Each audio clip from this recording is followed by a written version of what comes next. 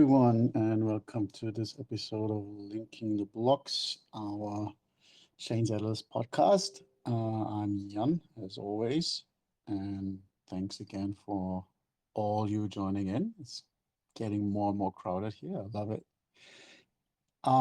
Today we have a really interesting guest, and we're going to talk a little bit about science, blockchain, and the intersection of both.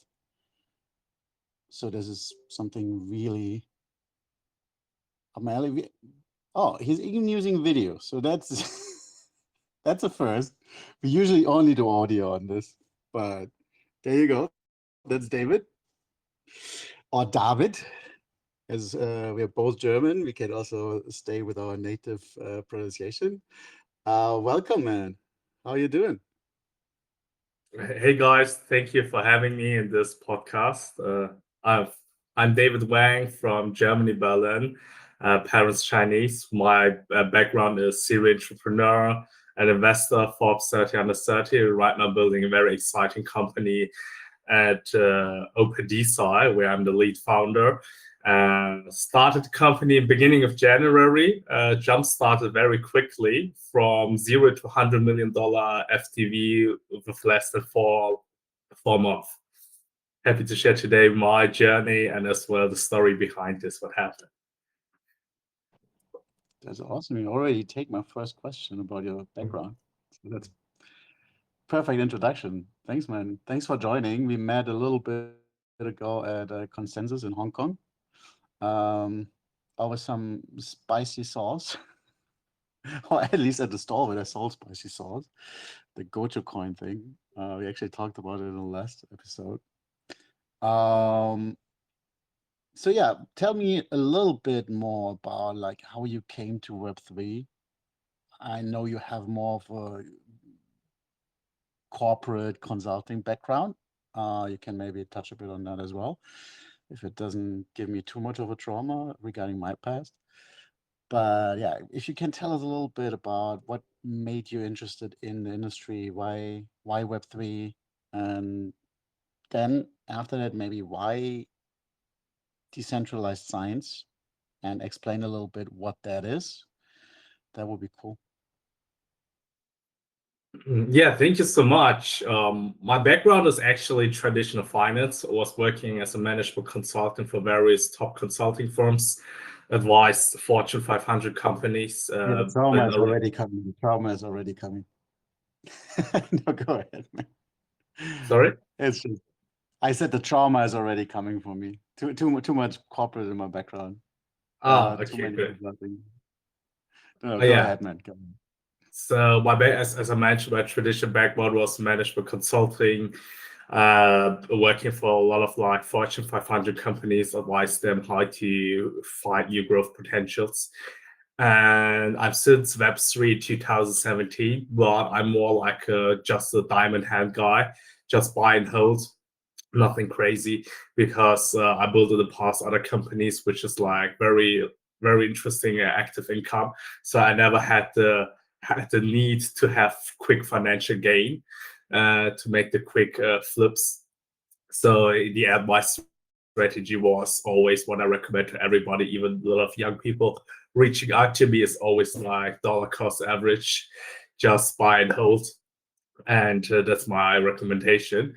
And beginning of this year, something very exciting has happened. Advice, of course, and all that.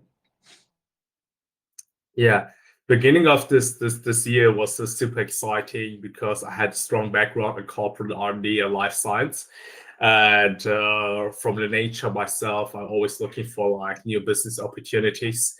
And now in my beginning of my 30s, all my social circles people are super successful, building $100 million plus companies or even unicorn founders. And I asked myself, okay, now it's the time to build something magical. And due to my background, corporate R&D and life science, I was looking for new business opportunities. And then I came across to decentralized science, which is like one of the next big thing which I notice in the Web3 space, especially due to my background in venture building and business development. I always invest in blue ocean, green field with less competition, where we are like looking for new business opportunities. And this is how we came to OpenDeSci, where we are actually building a very interesting science content education platform. Super interesting. I mean, I love science. I studied physics and all that. I was stupid enough to try at least. And I loved it. I mean, I do love science. I do love understanding how our world actually works. But I also know academia and the current process of science and the current industry that science is. And if I tell you what is wrong with it, in my perspective, we'd be here in 4 hours instead of 1. So I will not do that. But definitely it's not perfect. Nothing is.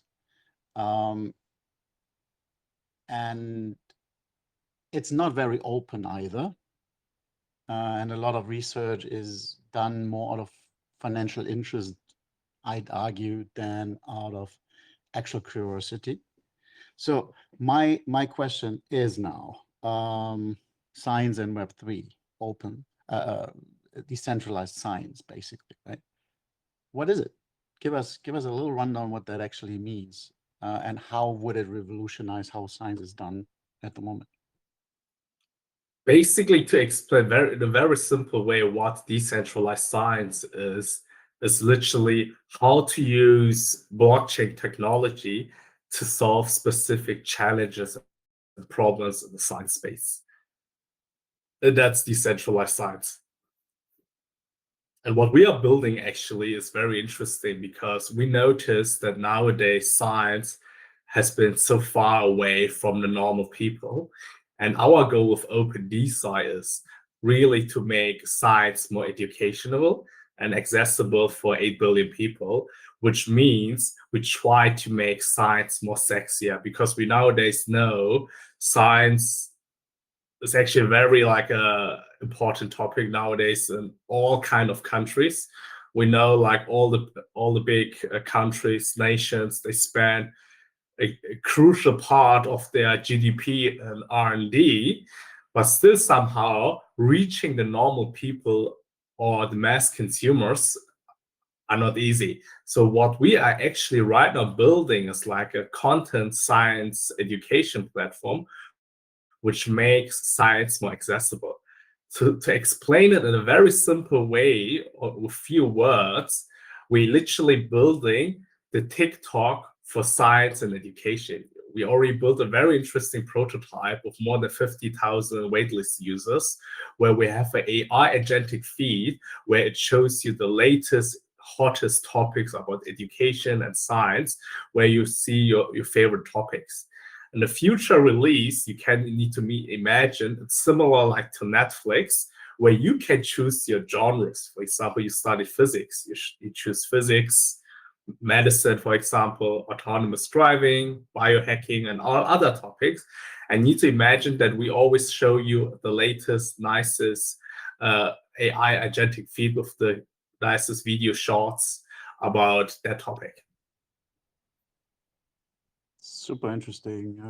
I agree that science isn't accessible enough right now, and a lot of it evolves around very specific language that's also in big parts maintained to exclude outsiders, because there's value in doing something special. But I could go on about all the things that I think in science are going wrong, but that would probably take a long time. But what I would be interested in is, when was that moment when you realized, damn, that's something we need to do something about? Like it's going in the wrong direction, and I have an idea what can be done.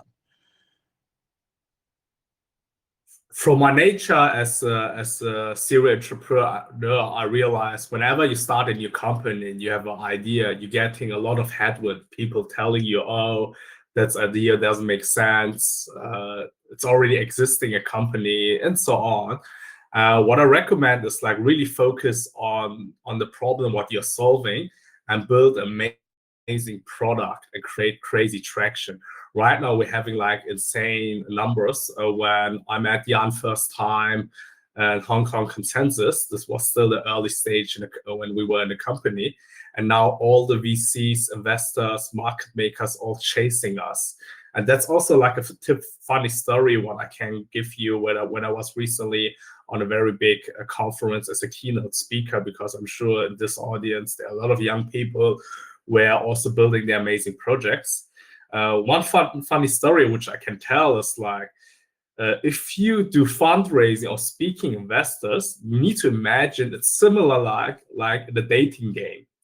If you date a girl and you are needy, same like to an investor, you're asking them for money. It's like when you go to a girl and you're needy, most likely you're getting ghosted. So what does it mean? In the end, you need to work so hard to yourself, improve your skill set, become so attractive that people start chasing you. And similar like in the startup world. A lot of people are asking us, hey, how you do fundraising, how you speak with investors. I will always recommend focus firstly on yourself, build as much traction as possible with the limited resources what you have, and have amazing metrics and numbers, and then people start to chase to you. You need to become like very attractive. And this is like how you speak also with VCs and investors here. Yeah, For example, our numbers are also like crazy. We started like recently, like as I said, just the beginning of January. We closed some insane partnerships. For example, we became recently an official sponsor of a Formula 2 racing team, where we closed a really crazy sponsorship deal at a base on $100 million FTV, and this is like how we make the noise to attract the people. Yeah, cool. Yeah, I agree. Like if you can show that you're sexy enough, that you have what it takes to grow to the next stage, that's a mistake a lot of people do. They think just build a product and everybody will love it anyway, and people will come, but you need to make yourself attractive. The best product rarely wins. It's usually the good product with the best marketing and the best way to actually put it out there. And especially, and I actually tweeted about it earlier,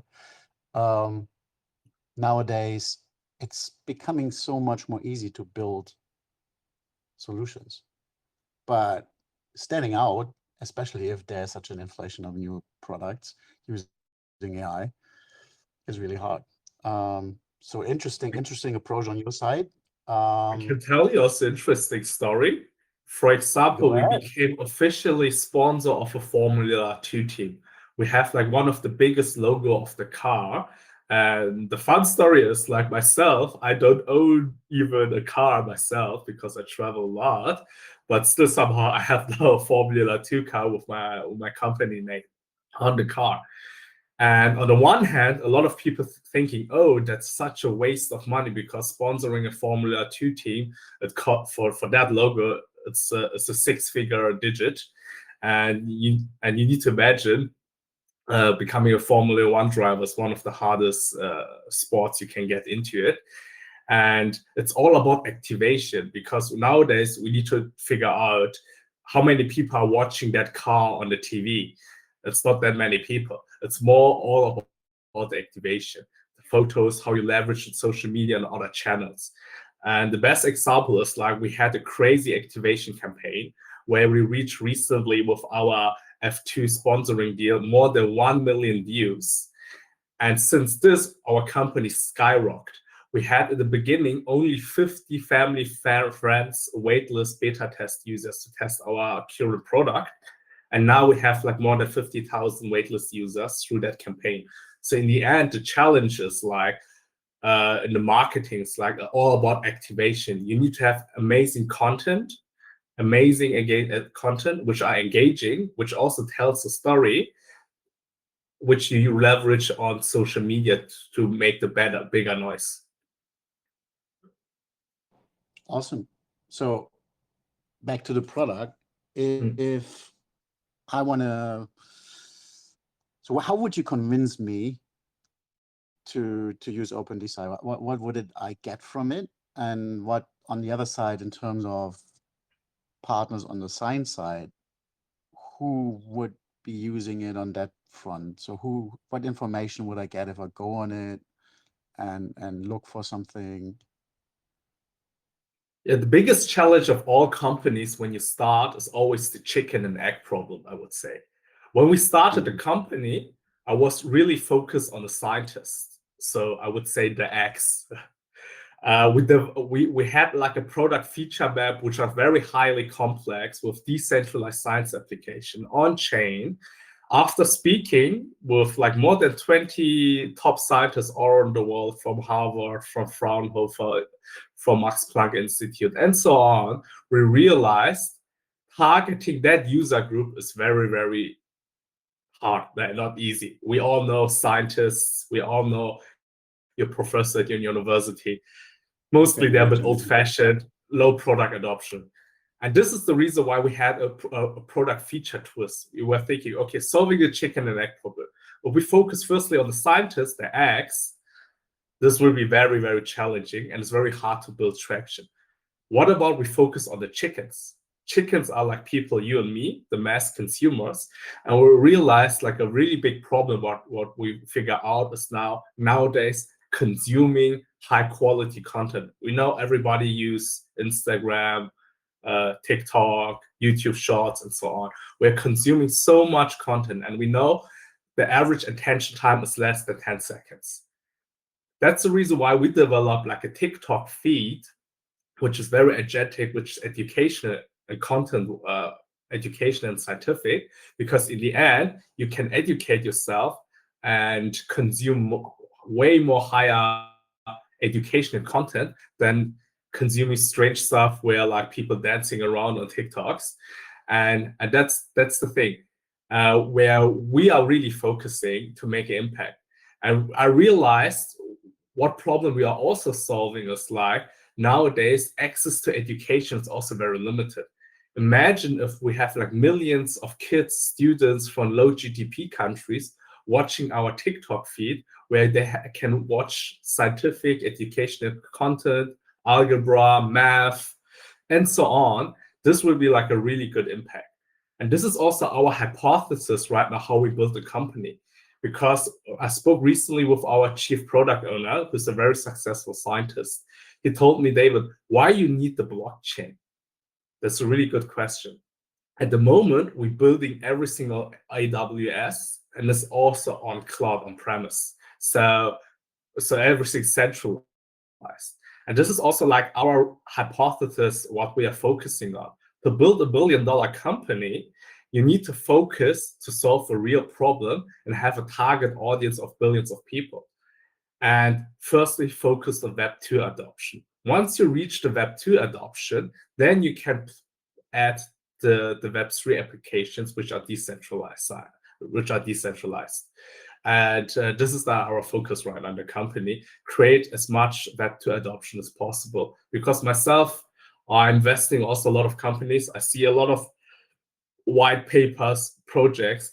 Most of the projects, sometimes I'm asking myself, like I would say, for example, a complex DeFi protocol from layer 1 to layer 2, and so on. I really sometimes I ask the founder myself, to them, what real problem you are actually solving, what value you bring in the world. And this is also my philosophy right now. I already reached kind of certain kind of wealth level in my life where I don't need to chase the next money anymore in my life. For me, it's more like important, make a big impact, leave the world in a better place, in a better shape. In the end, you can be proud what you've done in life. That's the reason why I'm also not a big fan of all these meme coin people. I recently met during Token 2049, one of the big OGs in the meme coin space. Super rich guy, has this Bugatti, has this $1 million watch collection. And in the end, I asked myself to him, like, hey, are you in the end proud what you have done? In the end, you have somehow do some financial engineering stuff to make other people poor to make you financially wealthy. In the end, if you look at yourself, what impact you have provided to the world, and this is sometimes what I say, it's not the best energy what you can collect over time. Yeah, I totally agree. I've never been a big meme coin guy, but sure there's a place for it. I mean, there has been this big discussion in my panel discussion, I remember in Chiang Mai earlier this year, about yeah, meme coins I have can two, be I have 2 point of views regarding meme coins. Overall, meme yeah, coins, because I'm a guy from like, I know how markets developing and evolving. Meme coins are actually helping blockchain adoption. On the one hand, they have, of course, zero utility, but somehow they provide all these crazy trading volumes or the transaction volume on the Solana chain, on the base chain, and so on, which brings volume. And volume means, in the end, for the ecosystem, it brings traction. Even the traction doesn't have a high utility and consuming high, I would say also from the ESG perspective, crazy high power consumption, but at least it creates traction in the ecosystem. And then we need to hope it helps at least a bit to the adoption that these ecosystem or these blockchain, let's say the Solana chain or the base chain, they need to figure out, okay, what the real value after this adoption or this economic of coins will bring. Yeah. But that's the tricky part, right? I mean, we all run companies and we all work with them. There's different kinds of adoption. There is very transcendent, like transient rather adoption, like I would argue meme coins are, and there's sticky adoption. Like if I trade a meme coin, I lose money, I'm probably out for a long time, and it's hard to get me back. I've seen that so many times. Yeah, I get all this volume and I get new people coming in. But then there was this discussion that I alluded to earlier, which was around, okay, it's not that there's no utility. It's reflecting a narrative often, like Trump coin is a good example, could be seen as a fundraising vehicle for an idea, for a trend, for something that I want to communicate, that I want to stand for. And if I get elected and do things good, it might go up. If it do things bad, it might go down. So meme coins, it's an interesting one. I'm really on the fence what I think about it, but a lot of it is just so scammy, and obviously so, all the rug pulls and all that. And then you get all this adoption, cool, but you kind of burn these people as well. I mean, I run a startup accelerator in Cambodia, for example. Sumta here is from Cambodia. And in the whole country, everybody thinks crypto scam because so many people got scammed over the years. And it's so much harder to get them back into this, even though there's clear value in certain applications for them, because they just, wow, no, I don't touch it anymore.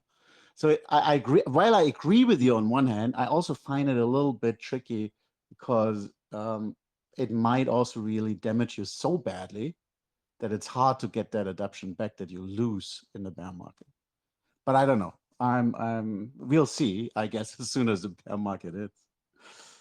The reason, for example, why I got recently the question, hey, David, you're a very strong Web2 guy. Why you don't do the typical VC case, raise pre-seed, seed, and so on, bootstrap the VC route? And right now, what we do with OpenDeSci is like we're combining both worlds. On the one hand, we have the strong Web2 approach. On the other hand, we combine OpenDeSci with the Web3 world. And to be very honest, we will never come so far right now if we don't tell the story and the narrative that will have one day an OpenDeSci token, which people see, oh, there's so much upsides coming up, where people are investing, even for Formula 2 team investing in us and also some other bigger people. And this is like the narrative which we are pushing. We're trying to combine both worlds. And the funny twist in our companies also, for example, our web page is very conservative. It's a very typical Web2 web page. Doesn't look like a meme coins page at all. So we speak in the end two languages. On X, Twitter, on social media, we're very flashy and loud. But on the Web2 space, we're very conservative because our audience are like scientists, professors, institutions. And this is like the challenge what we try to bridge in the both worlds. We got also one very good question from the chat. Someone is asking how you make education interesting with feed content type when TikTok we only do the has chat very questions usually afterwards, after we're done with the round. sorry. You already go ahead. No, we started. We can. Yeah, let's go. Let's open questions. Okay, yeah, there's one question is like how you make education more interesting with feed content type. So in the end, the product matters. I can share like the product link where you can register yourself. I can provide you guys also limited access to the prototype, which is still like a bit buggy, but this is also what I recommend as even Y Combinator, all the Silicon Valley VCs say. Once your product ready, just launch directly. Even it's not a good product yet, even still buggy, just launch and get user feedback. The problem is like nowadays, people developing and just don't launch a product. But how do you know that you have a good or bad product? So in the end, you need to do user testing. Once you think a bit confident that your product is ready, just launch it and get product feedback. So regarding how to make our content type more interesting, at the moment, I'm quite confident that our prototypes right now are very sexy. Even the content right now, what you are consuming on the platform, are maybe interesting. So I'm happy to give you also access to try it out. Cool, yeah. Like to everyone, like if you let us know, maybe you can contact David directly in the chat, and I'm sure he'll be able to give you access if possible. Cool. What I found interesting, what you mentioned earlier about that different communication to the Web2 and Web3 audience, and I'd be really interested to hear more about how you approach that, because for one, we have a little bit of a similar situation. It's a bit more specific. I mean, we have the Web3 audience, we have the Web3 AI audience, which is a thing now. There's a whole crypto AI Twitter instead of only crypto Twitter. It's quite interesting. Most of that evolves around memes a lot still, but it's really broadening. And then we have the more traditional AI space, which is much closer to what you would approach on the scientist side. Not all of them are necessarily scientists. Some are just, kids in their basement that play around with some GPUs and put some models there and do crazy stuff. But some are scientists, some are data scientists, some are in corporate. So yes, we have to strike a little bit of that balance as well. For us, it's a little bit easier because it's still quite technical. The differentiation is not that extreme, but I've seen it in the gaming world, like in the last bull run. And I didn't see anybody really pulling it off. Gamers really didn't like Web3. If a game had anything to do with token or NFTs, they would be really not happy about it, to the point of discussion, of being disgusted about it. After the first few play-to-earn games weren't really something to call home about in terms of what the game was, right? And that's been a thing which really established itself, and a lot of these games gave up on their Web3 arm completely because they saw they wouldn't be able to sell it. On the other hand, some went so Web3 that it basically became a meme and they lost all their Web2 audience.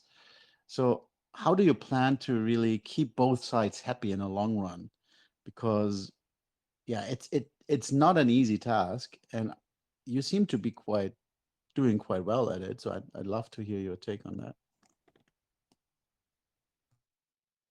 In the end, what I noticed, even like in the Web2 space, you all probably notice when the VC boom has happening with all the scooters on the streets. This is something also similar where you can see also the Web3 space. There's always like some narratives, somehow I would say hypothesis from investors where the market trends are going. And in the end, the only product would survive which are solving a real problem and succeed in that space, in my point of view. And for example, when DeSci has happening in the beginning of this year, or even it started like last year during summer slowly with VitaDAO bioprotocol, they had like a crazy start. Like bioprotocol had with via Binance launch will reach more than $1 billion market cap, and now they are minus 95%.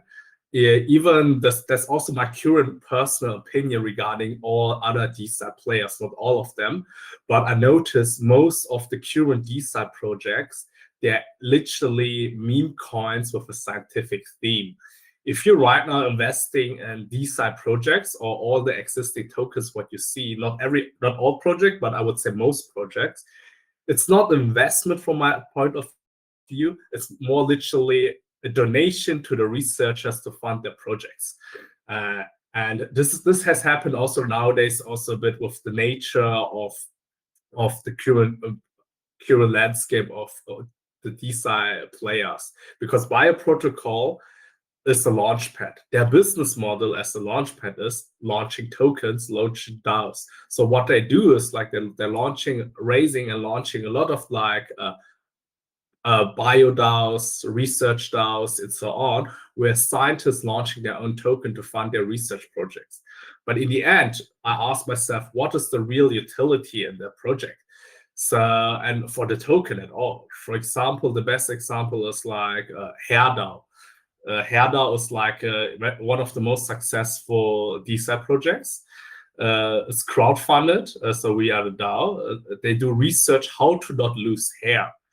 And let's say I think they are like $40 million market cap. I think they raised more than $5 million US. A lot of famous people invested in that company.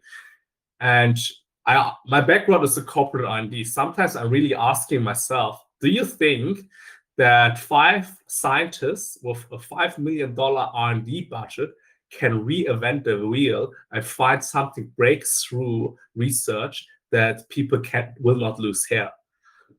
I'm not so sure.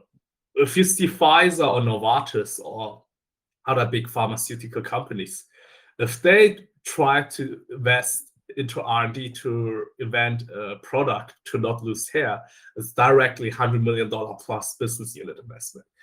And so in the end, what I see right now also regarding almost DeSci projects, the narrative is actually very misleading. They're just getting like liquidity from the Web3 market to tell retail investors to buy our token, let's say hair token, spine token, and so on, what you can see right on the DeSci space. But in the end, it still has some utility. At least you do good donation for the researchers. Mm-hmm. But from the investment perspective, it's very limited. In the end, mostly like insider trading, similar like to the meme coin. Buy low, sell high. When you know, okay, there are news coming up, when it's pumping, you drop the tokens. And this is also right now, which is a bit sad in the DeSci space. But overall, I think what bioprotocol and the current DeSci players are doing are actually a very good move, because still they are the early movers. They push the industry to early adoption. And we are right now more like the second wave in the industry, where we try to build real products, clean up the field. And that's always like in all kind of industries. You always have the first early adopters who are trying to do some impact in the industry. And then in the end, the company will survive, which have the best product market fit. I mean, I think there is value in opening up a separate funding stream for scientists, to be honest. I mean, that is something, if it's done right, and that's always the issue, right? And I'm sure you guys are on a good track in that way. But for a lot of science that's done, you have to stick with the current narrative of your scientific field. And that is not really helping with breakthroughs, because you basically spend even more money on a slightly nuanced, different approach to the same thing. like the best example are like the big colliders, like CERN and all of those. We are in a situation where we build billion, trillion-dollar projects with ever bigger power consumption and size of the accelerator, to then find things that are really on the fringe. I mean, if you think about it, if I need that much energy to show this fundamental force, how likely is it has any meaning to the universe? Because it only shows in these environments. How common are these environments? But yet it's still something, and I don't want to go on a tangent because it would probably lead us somewhere we don't want to be, and it would be way too long. But if there's a way that you guys in the DeSci environment open up funding streams into things that actually make sense, even though they're outside of the box, so to speak, and people that truly believe in it can invest in it, I mean, that would be cool. We're building The at the Harris thing moment was really nice. very interesting application. The first application what we develop is, of course, content first, user first, Gen Z first, to get as much traction as possible. That's the reason why we will build up this TikTok function right now. There are some decentralized science applications which we're also building. One example is the data tokenizer marketplace. That's a very big problem in the science space. It's like the science data marketplace. For example, I give you a good example. You are a climate researcher of the Mount Everest. You collected over the last 20 years climate data about the Mount Everest. Do you share this data on Google or with other scientists? Of course, no. Let's say I'm from the US working at MIT as a professor. I want to get your data because maybe I'm better in weather simulation. So I need to reach out by email and ask, can I get your data? And what we are, for example, building is the data marketplace, which is also on chain, where it's clearly verified who's the owner, where you can buy access to the data. That's, for example, one application what we are also developing. The other application what we developing, maybe some scientists or some PhD students are, and also in this audience is, for example, smart peer review. We all know how broken the scientific publication process nowadays are. We know the power of the big journals and so on. What we can do is like tokenize the ownership of the scientific papers, and you also can publish via our platform where people see, okay, clear IP ownership of this paper on our platform. That's also one solution. These are kind of solutions which we have like developed in the beginning as a prototype, and then of course we reach out to the professors, the scientists all around the world. The feedback was, of course, in the beginning not so positive, because we all know people stick to their user habits and user behaviors. And that's the reason why we are thinking.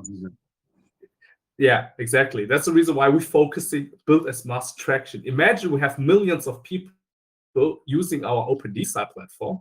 Then we are way more convincing to go to the scientists and say, hey, we have so much traction and noise on the platform. Maybe it makes more sense to publish your paper on our platform. Because there was recently a very fun story. I spoke with a famous professor, top scientist. He told me when he published his study paper in nature.com, nobody is reading in nature.com. He literally needs to copy the link, put it on a newsletter of his university, and plus he needs to advertise them on his LinkedIn account that people notice, oh, you published something. And that's like something interesting. I completely agree. You need the audience. Also, even if you talk about the funding part, like if there's nobody on the platform that could be interested in a certain research, that won't help you either. So yeah, you need to build the audience, as always. I mean, that's the I would say the big effect that Web3 can have, and the learning you get from it is like you care about the general audience and your community much more than you do in Web2. That's something I really learned in this industry. All the Web2 stuff, all the corporate stuff I did before, sure, community was always a thing, but it was mostly lip service, to be honest. People just bought out of habit or whatever. And you did advertising, traditional advertisement and all this, but really tailoring to a specific community, listening to it. And that's where Web3 companies really do exceedingly well. That's my personal opinion on it. I think we are reaching the mark where we can slowly go to the community question. We already started, so we just can maybe catch up where we left off with it. Bin Suleiman, can you share successful OpenDeSci projects, or DeSci projects, I guess is what he means, that are solving a real world problem? You were already talking about it just now, all the memification of it, but do you know anything that is, in your eyes, actually solid in a DeSci space where you could see the potential that is not OpenDeSci?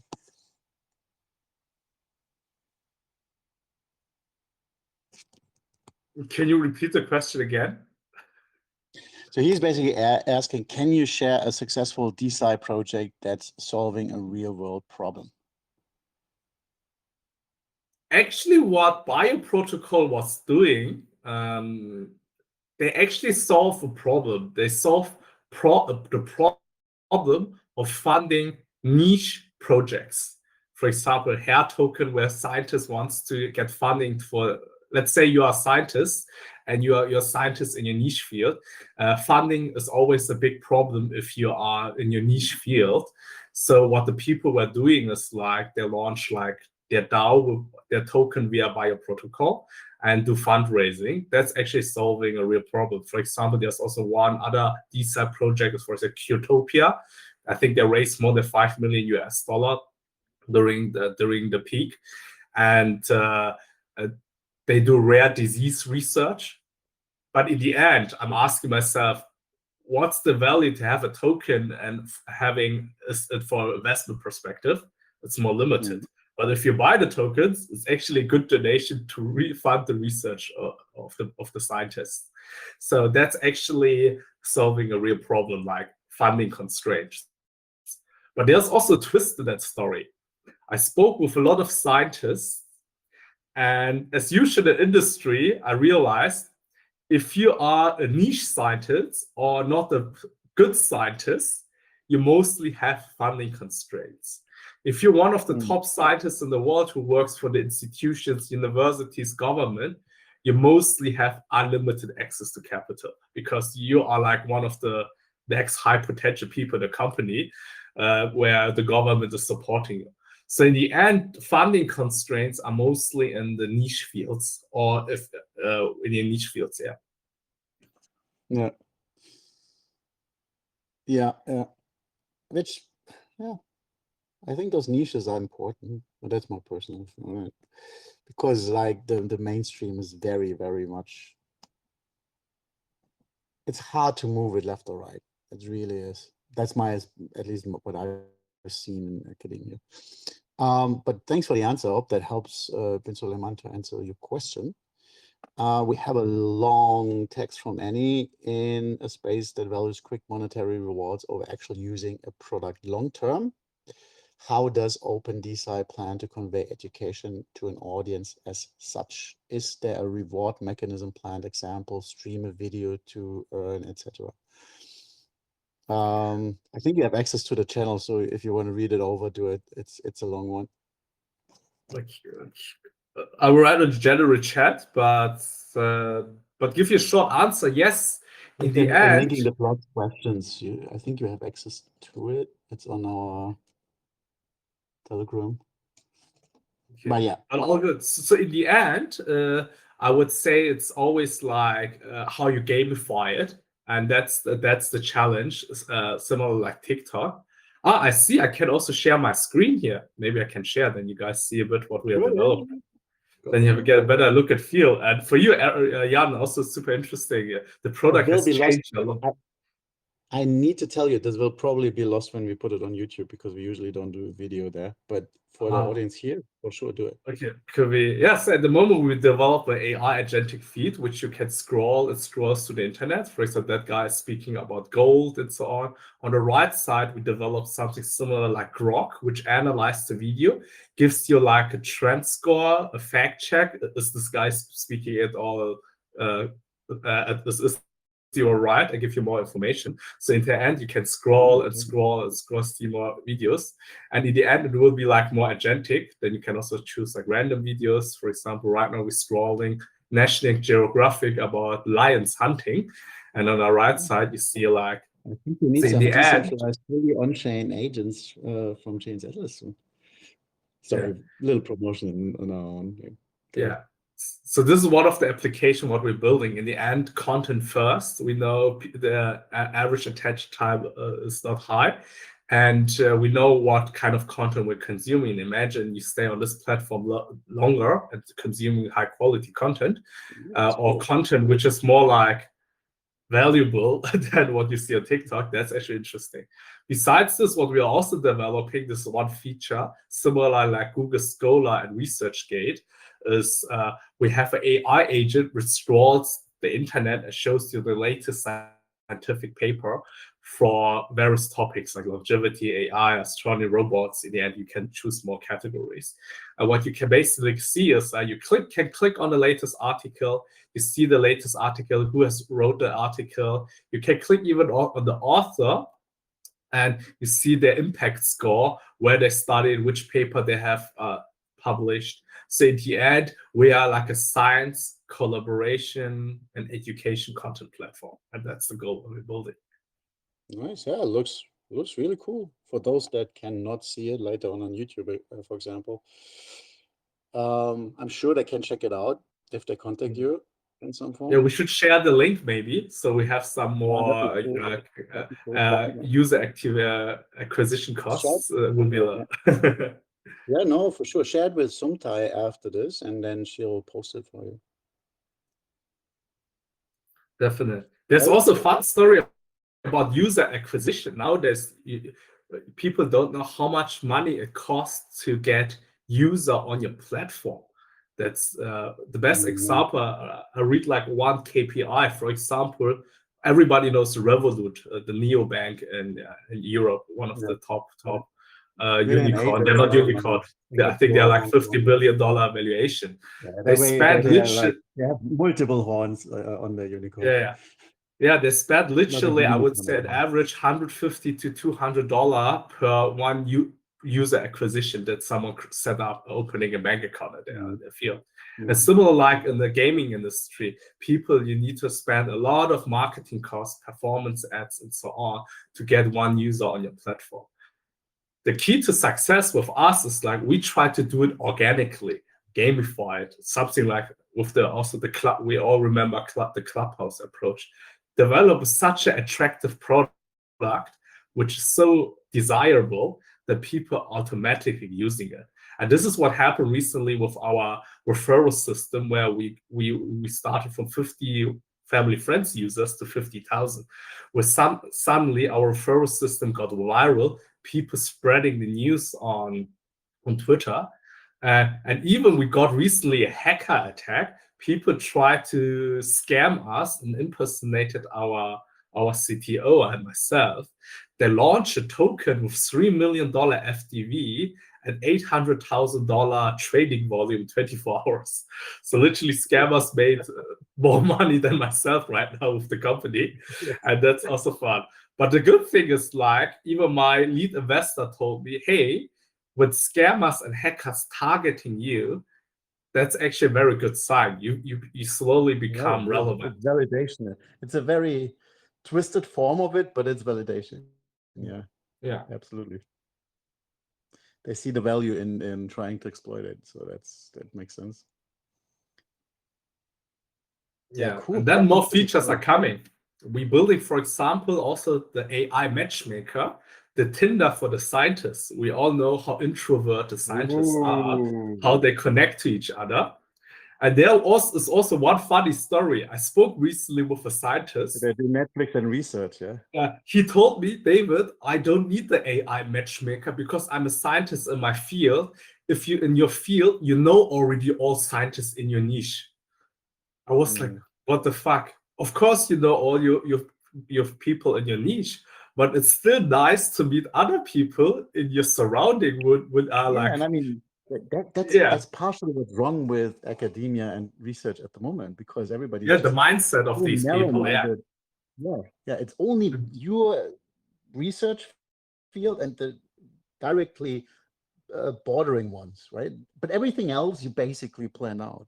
It's like if you go to a doctor, if you go to I don't know, a cardiologist, everything is your heart, right? Because that's all he's focusing on.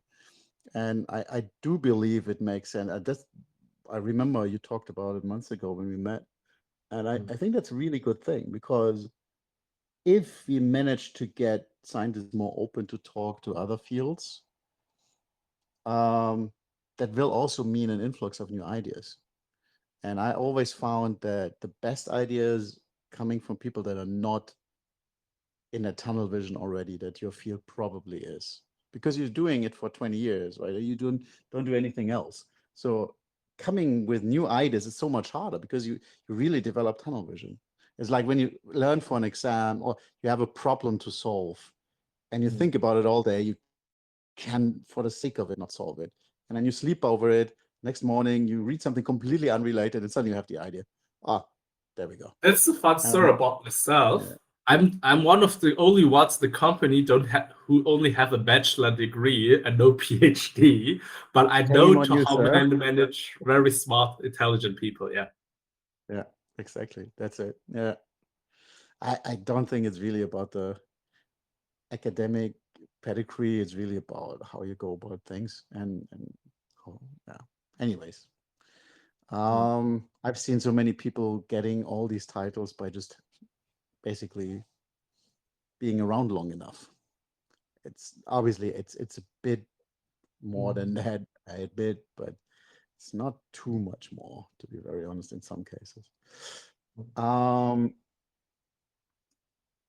So yeah, I personally prefer people that actually go get shit done, that do things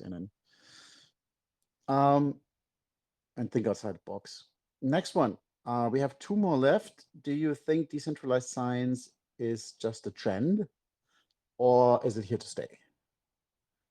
I have a feeling I know your answer, but elaborate. I think there was a big trend. We had big tailwinds. The first mover were doing a good job to disrupt the market. And now it matters what real impact it goes. We all know CZ, Brian Armstrong, Vitalik, they're all bullish on that topic.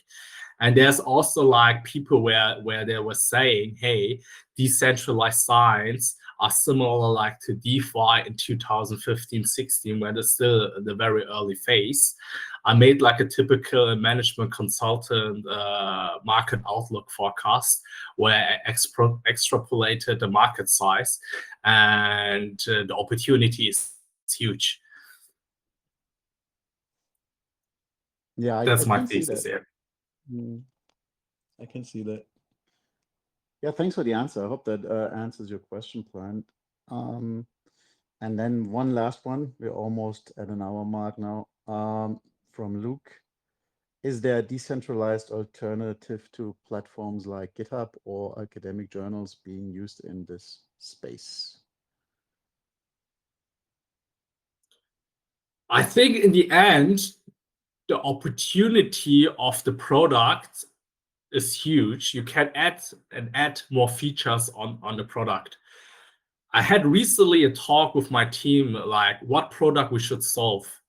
And I literally asked my chief product owner, what's the difference between a $1 million company and a $1 billion company? And when we have developed the first DeSci application, solving them was not easy, and getting product market fit is also not easy. But in the end, it was only $1 million opportunity. When we came with the product feature idea with this TikTok feature, we suddenly realized, hey, If we have millions of kids, students watching these videos all around the world, that's $1 billion product.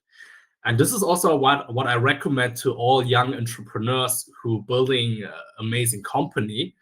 You need to figure out during the journey what your product market fit is. When Airbnb has started a company, they had air beds and breakfast. And do we have right now air beds and a breakfast at your Airbnb? No. So in the Don't give a end, bad review, please. I would yeah. recommend. So in the end, during the journey, you will figure out what's your killer feature, where's the strongest product market fit, and then go all in. And that's the reason why we have various hypotheses regarding our product, which we have also a very specific approach to our company. We do like rapid engineering, like we have like hackathons in our company over weekends where we have a product idea. We try to develop a prototype, even it's not super good working, but just to try it out to see, okay, does this make sense? If not, kill the feature, or we build the feature. Super cool. Yeah, I like that idea. That's pretty amazing. We are at our mark pretty much, so we're already a little bit over time. I think in general we moved this from 45 minutes to an hour. It's always ending around time. David, thanks a lot for being here. That was really insightful, and I can feel the energy even half a world apart. It's really cool. We'll put this on YouTube soon, as we always do. And yeah, we'll definitely spread the word about your link and let people have check it out. For us, the next episode is, again, I'm super unprepared as always, in 2 weeks, and I forgot who it is with, but we'll announce it soon enough. So please check our social media channels as always. You know where to find us, and see you soon again for that. Also, next episode of Beyond the Blocks, our X-based panel discussion. We might move to a different platform though. X is really rugging us badly the last few times, so we might need to move to something a bit more stable, but that's up to Luke to decide. That will, I think, be next week again in the normal rhythm. Thanks a lot for everyone to listen in, and see you soon again in the next episode. David, anything else to add? Maybe a few last words. This was also my keynote speech, what I realized as an entrepreneur. It's not the moment when you are on the top of the mountain, when you're successful, having the nice fancy dinner, staying in the nice hotel, or winning the awards at the conference. It's the moment when you reflect yourself, when you started in the beginning, when you had nothing. And true entrepreneurship is like, you need to enjoy the ride, the journey, and the daily pain. And this is what true happiness is, reflecting where you're coming from. And this has literally happening to myself during our during last weekend or the weekend before, during F1 Monaco. Like 10 years ago, I came to F1 Monaco as a student with no money, was walking through the streets, got inspired by the beautiful people, the fancy cars, the big boats. And then 10 years later, I had my own F2 team, our own terrace, and then my own super yacht party. And as I said, it's not the moment when you are on the super yacht. It's more the moment when you reflect yourself where you're coming from. And that's like what makes life truly beautiful. Nothing to add. Totally agree. Yeah. Thanks a lot for those words. Okay. David, Perfect. see you soon. Thank you so much. Have a good Speak day. to you guys soon. Thank you for having me.